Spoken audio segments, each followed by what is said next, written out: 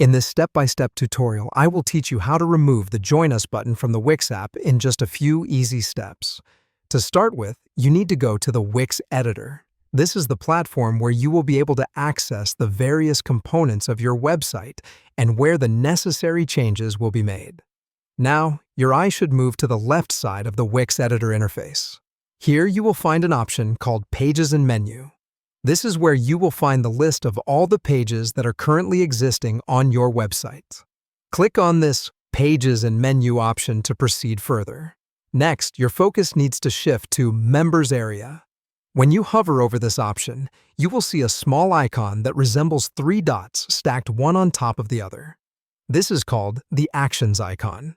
It's an important tool within the Wix editor that allows you to perform a variety of actions, including the one we are interested in today, which is removing the Join Us option. Once you find this Actions icon, which appears when you hover over Members area, click on it.